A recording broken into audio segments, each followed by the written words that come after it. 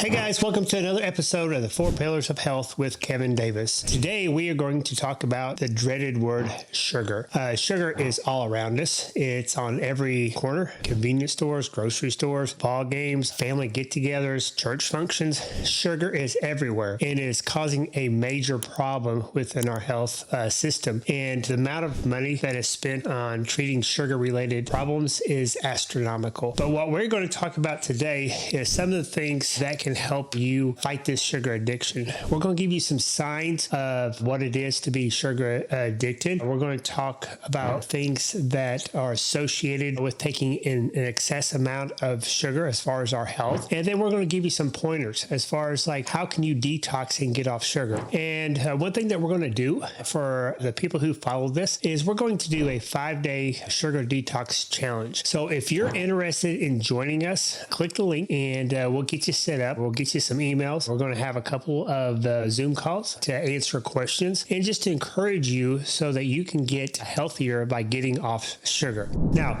the one thing with sugar, and this is surprising to a lot of people, and it's surprising to a lot of my patients and my clients, is the amount of sugar that we take in. Typically, it's not unusual for me to go through someone's food log and see that they're taking 100, 200, 300 grams of sugar per day. And you may be thinking, well, that sounds okay. How much should we take? Well, it's going to be surprising probably to you. You're going to see that for men, you're going to have a recommended less than 35 grams of sugar per day. Women is less than 25, and kids less than 12 grams of sugar per day. Now, just to kind of give you an idea how much sugar is in our system, regular 12-ounce can of pop, I say pop, you say Coke, you say Pepsi, whatever it may be, but average, it's around 40 grams of sugar per day. That's 40 grams. That's more than what anybody should have. You know, if your kids are drinking a couple cans of soda a day, you can see the detrimental effects it's going to have on their health as they get older. And I think that's one reason why we're having a lot of health issues in the United States. So what we want to do is get that down.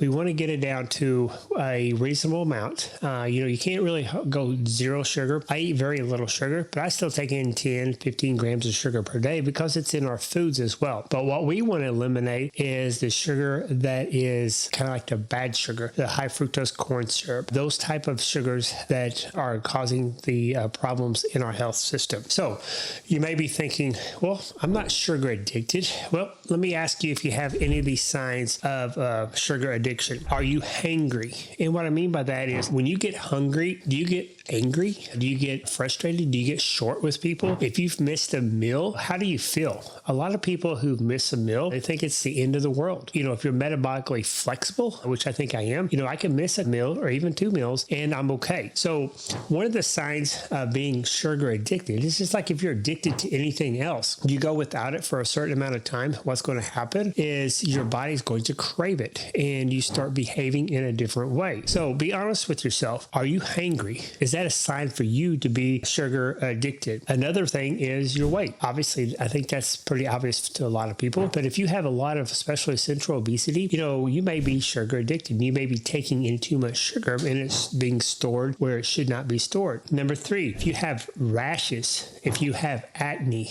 those can be signs of sugar addiction too. You're taking too much sugar in. It's surprisingly how many times I've had patients come in. They come in with acne. They come with these skin rashes, eczema. We go gluten-free, we go dairy-free, and then we try to get them off sugar and it goes away. They don't have to take anything. Now, surprisingly, some people are so addicted to sugar, they go back to eating that and want the creams and things like that to treat it. Number 4, high blood pressure. A lot of people don't associate sugar with high blood pressure, but the inflammation that sugar can cause can make an elevated blood pressure. So, getting rid of sugar may help reduce your blood pressure. And then infections. If you have a lot of frequent infections, that could be a sign of you're taking in too much sugar and you're addicted to sugar. You may resonate with one, you may resonate with all, but the thing about it is even if you don't have any of these symptoms, you still are going to suffer some consequences from taking in too much sugar. So I really recommend that you track your sugar, see how much you're taking in, and get a real-time number as far as the grams you're taking in on an average weekly basis. Why is sugar bad? How does it affect us? Well, one thing is weight gain. I mentioned that before. A lot of it has to do with your insulin. Insulin is your fat storage hormone, meaning that if your insulin level goes up, your fat storage goes up. And what happens when you take sugar in? Your insulin level goes up. So it's our physiology. You can't get away from that. And number 2, diabetes. diabetes. It's an elevated blood sugar problem. Just think about this. If you have diabetes, the trouble with diabetes is taking too much sugar, which, a lot of times is simple carbs and things like that. So if diabetes is a sugar problem, if too much sugar, what would you think the obvious choice of treatment would be? And that would be to take away the sugar. You take away the sugar, it helps with your diabetes and can reverse your diabetes. Number 5, fatty, non-alcoholic liver disease. This is becoming so prevalent. I see it in kids young as 10 years old. We talked about how much pop is drank by kids these days. What do you think? Well, you think maybe fatty liver is not that bad? Well, it's becoming the leading cause of liver transplants. It used to, 40 years ago, if you had fatty liver, it was usually because you're an alcoholic, because we didn't have the sugar that we have today. So it's important that we understand that this excess sugar can cause many, many symptoms. Number 4, sleep disturbances. A lot of times when you eat a lot of sugar, think about, Thanksgiving meal. What do you want to do after you eat a bunch of potatoes and breads and all that kind of stuff, dessert?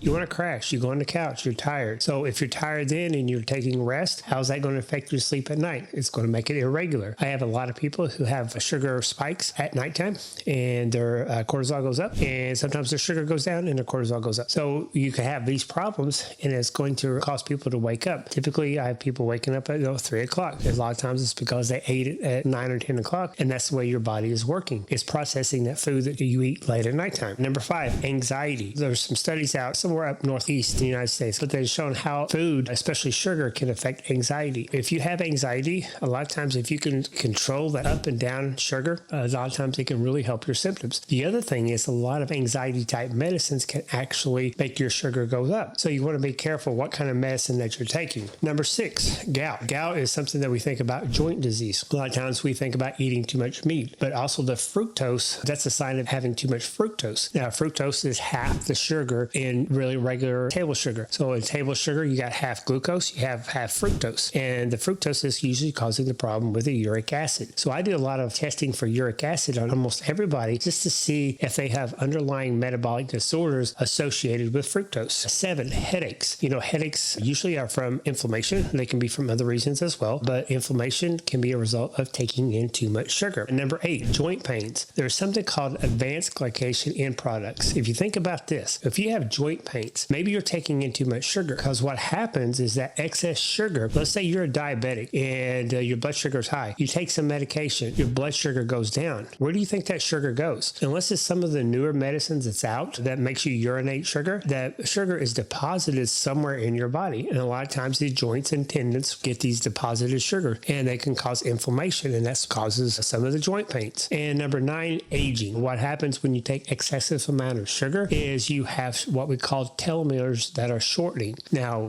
telomeres are a sign of aging. We want longer telomeres, and the shorter they are, the quicker that we age.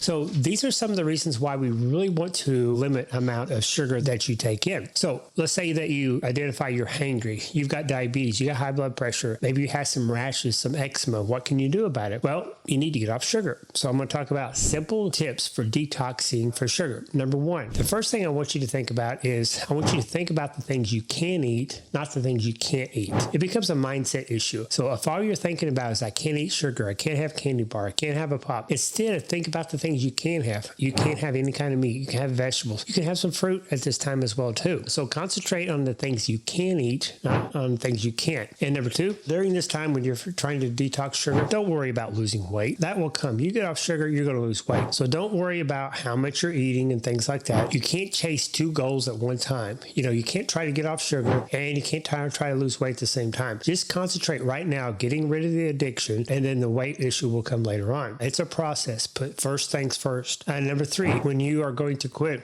how many days is it going to take you to quit? Go ahead and set it in your mind. If you're going to quit in 5 days, say in 5 days, I'm getting off sugar. It may be 2 weeks. It may be a month. I wouldn't go more than that, of course. I try to do it in a short amount of time. Just like if you're trying to get off alcohol, you need to, or, drugs or smoking or whatever it may be, you need to get off. But set a time. Set a time. I'm going to be off sugar at this amount of time. Number 4, clean your cupboards out. You need to get rid of the temptations. It's just like if you were trying to quit smoking, you wouldn't leave packs of cigarettes sitting around everywhere. You want to get rid of the temptations. Number 5, eat whole foods. When you eat whole foods, you're going to get the nutrients that you need. And when you have the nutrients, you're going to have less chances of breaking over because your nutrients that your body needs is going to be met. Number 6, avoid artificial sweeteners. This is just a trap. Sometimes we use this as a bridge to get from one place to the other, but we really need to concentrate on trying to eliminate the amount of artificial sweeteners that we hit. Number 7, recruit others to help you. Community is key. It's going to help you get to where you want to go. So when those times when you feel like going back to the ways you used to, if you're in a group setting, you're going to get more out of it. Number 8, don't quit if you have a setback. So let's say you're trying to do a detox. You're in it for 5 days. You're doing well. So then suddenly you eat a candy bar. You drink a pop. Don't quit. Just restart. You don't have to go all the way back to the beginning. You've come a long way. Just get back on the bike. Keep going. And number 9, add electrolytes. Now, I've tried to link something that we use here as far as the electrolytes that we use. So make sure you're getting enough fluids and electrolytes into your system. So those are some simple tips that you can get started to get off of sugar. Now, the one thing that we talked about at the beginning, we're going to have a detox here, and hopefully you're listening to this as it comes out. If not, we may be doing this later on, or if you need help after the fact, after we've done this challenge, and just reach out to us and we'll see what we can do to help you. But if you are interested in getting off sugar and you want to have a community and you want to be able to walk with other people during this time, sign up and we will get you on the list. You'll get some emails from me, and hopefully we'll have some Zoom calls so you can ask questions in case you need something at that time. But just think about with sugar, it's something that is detrimental to your health. It's kind of like a process of months and years of destroying your body from the inside out. So getting off sugar, you're going to feel better. You're going to have more energy. And I think that you'll be able to avoid a lot of the long-term complications that come with excessive sugar. All right, so let's talk about our catechisms today. Today we're going to talk about what is the first commandment. And the first commandment is, you shall have no other God before me. So when we talk about God, a lot of times we want to just think of this magical person. It's not. It's a real person. It's there. And Jesus Christ is at the right hand of the Father right now. And we need to have him as the first and foremost authority, not our spouse, not ourselves, not what we think, not our government, no nothing. We have no God before him. And sometimes we put other things in front of him. We put our kids in front of him. We put, our spouses. We put our job. We put, our finances. So it's important that we have no other God before him. We trust and obey him, and he will direct our paths. He will lead the way that we need to go. So remember to join our Detox from Sugar Challenge. We look forward to meeting you there. If you have any questions, of course, reach out. Otherwise, we'll see you guys next week. This podcast is for informational purposes only. No patient-provider relationship is implied or established. This podcast in no way represents the practice of medicine. The information given is to be used at the listener's own risk. Please consult your provider before making any changes, as the contents of this podcast is no substitution for your provider's instruction.